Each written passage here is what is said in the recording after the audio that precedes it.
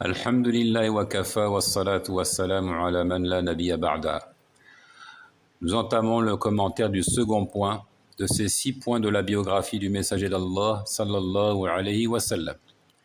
Second point, l'auteur dit: lorsque le prophète, qu'Allah fasse ses éloges et le salue, a entrepris de les avertir contre l'idolâtrie et leur ordonner le monothéisme qui est son opposé, ils, c'est-à-dire les Mécois, les Qurayshites, ils n'y voyaient aucun mal. Au contraire, ils appréciaient cela et songeaient même à s'y convertir, sauf lorsqu'ils se mirent à rabaisser clairement leur religion et à ridiculiser leurs savants. Là, ils se mirent vraiment à être hostiles envers lui et ses compagnons et ils dirent: ils nous traitent d'idiots, critiquent notre religion et insultent nos dieux. Or, tout le monde sait que le prophète, à lui les éloges et le salut, n'a jamais insulté Jésus, ni sa mère, ni les anges, ni les hommes pieux. Mais lorsqu'il affirma qu'on ne peut en aucun cas les invoquer et qu'ils ne peuvent nous faire ni bien ni mal, ils prirent cela comme une insulte. Ils interprétèrent cela comme une injure. Donc, fin de citation ici. Notons que le Coran interdit aux croyants d'insulter les fausses divinités.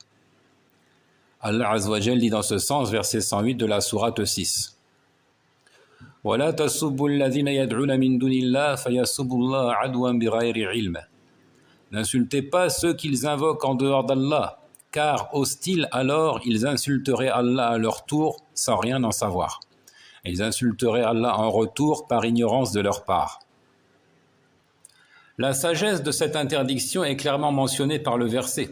Il s'agit d'éviter l'insulte d'Allah en personne par des mécréants réactionnaires, blessés donc par cette attaque verbale.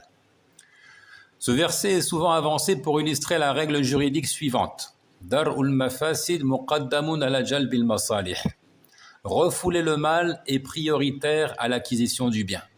Nous donnons la priorité au fait de refouler les nuisances sur le fait de s'acquérir et d'obtenir un certain nombre de profits et d'avantages.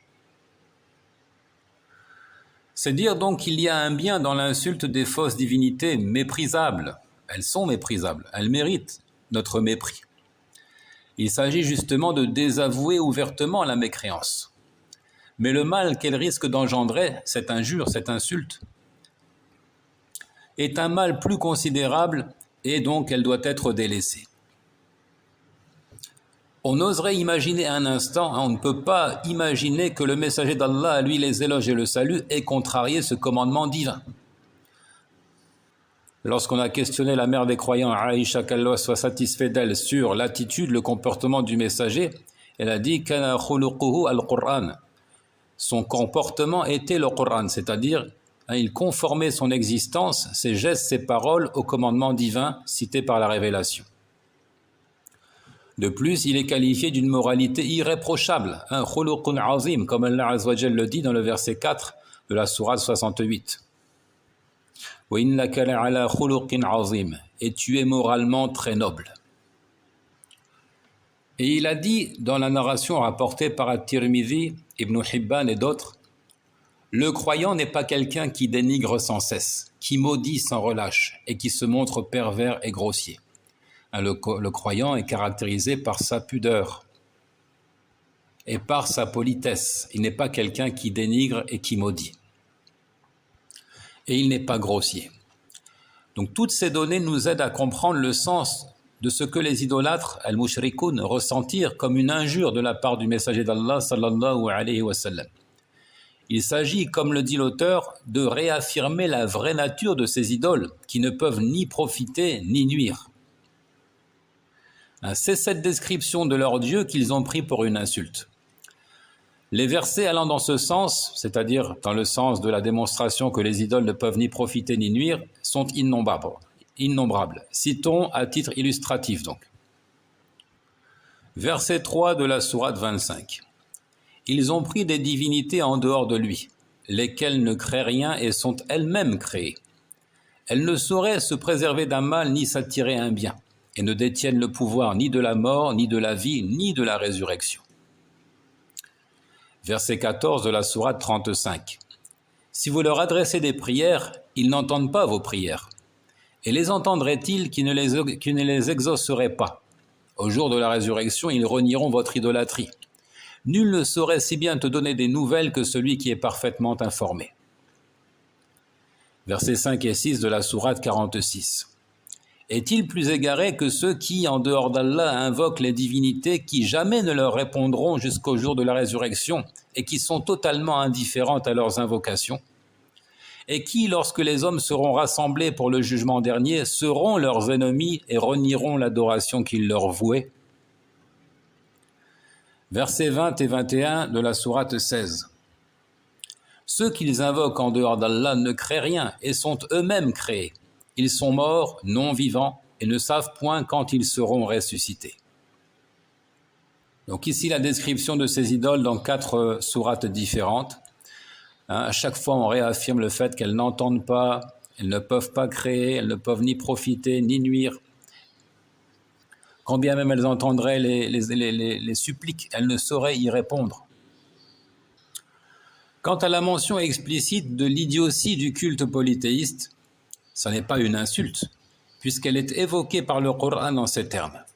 Verset 130 de la sourate 2. وَمَنْ يَرْغَبُ عَنْ مِلَّةِ إِبْرَاهِيمَ إِلَّا مَنْ سَفِهَ نَفْسَهُ. Qui donc ne voudra pas de la tradition d'Abraham, sinon celui qui abêtit son âme? Qui donc ne voudra pas de la religion d'Abraham, sinon celui qui sombre dans la sottise? Abraham, à lui le salut et la paix, avait lui-même démontré la fausseté du culte polythéiste et tourné son peuple en dérision dans un style astucieux, après avoir détruit leurs idoles, comme Allah Azza wa Jal le dit. Verset 63 de la sourate 21. قَالَ بَلْ فَعَلَهُ كَبِيرُهُمْ هَذَا فَاسْأَلُوهُمْ إِنْ كَانُوا يَنْطِقُونَ. Abraham qui détruit les statues de son peuple, il les mit en pièces, hormis la statue la plus grande, peut-être qu'il reviendrait vers elle. Ils dirent, qui a fait cela à nos divinités? Il est certes parmi les injustes. Certains dirent, nous avons entendu un jeune homme médire d'elle, il s'appelle Abraham. Ils dirent, amenez-le sous les yeux des gens afin qu'ils puissent témoigner. Alors ils dirent, est-ce toi qui as fait cela à nos divinités, ô Abraham?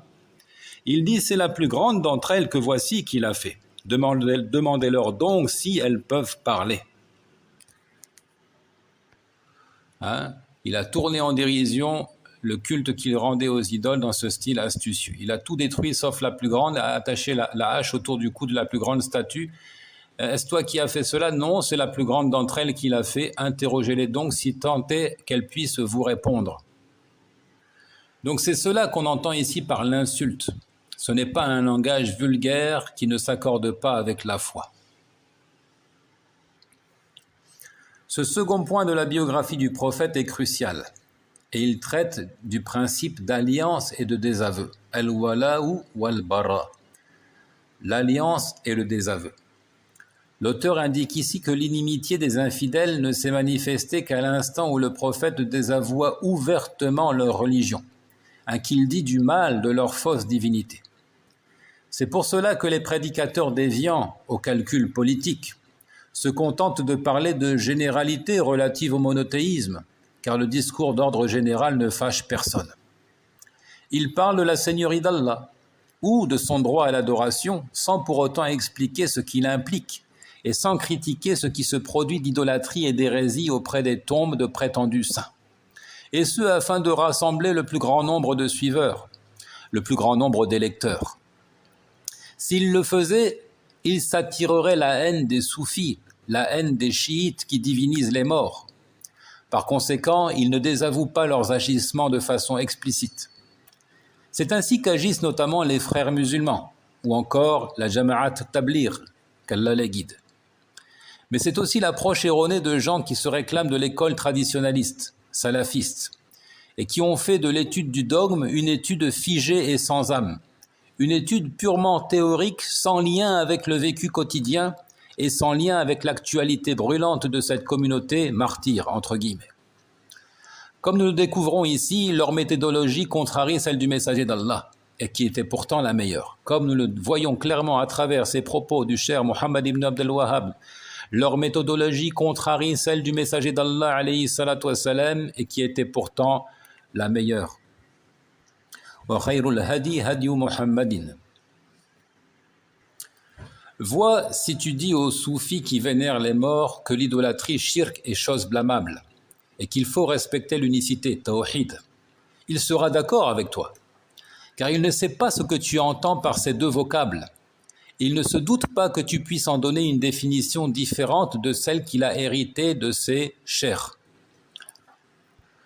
Le soufi s'imaginera que tu parles de l'annihilation du moi, de la fusion avec l'unique, alors que tu souhaitais critiquer son imploration des saints.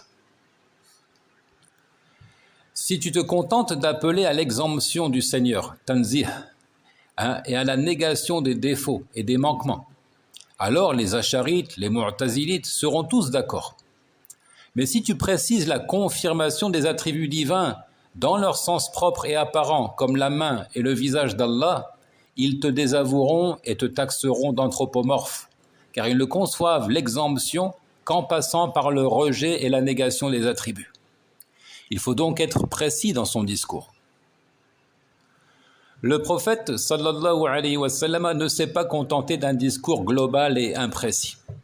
Il est plutôt entré dans le détail. Aussi, il ne s'est pas contenté d'inviter au respect de l'unicité d'Allah et au rejet de l'idolâtrie, mais il y a ajouté le franc désaveu des idolâtres.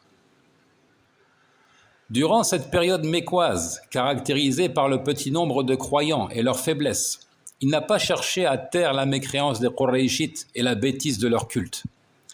Il n'a pas attendu que les foules embrassent l'islam séduits par ses bons aspects pour ensuite leur démontrer la nullité de leur ancienne religion.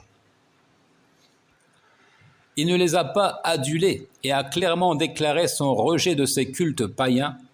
Il n'a pas autorisé aux compagnons d'éviter le sujet malgré les nuisances rencontrées dans cette voie et la violence des répressions menées par les Mécois.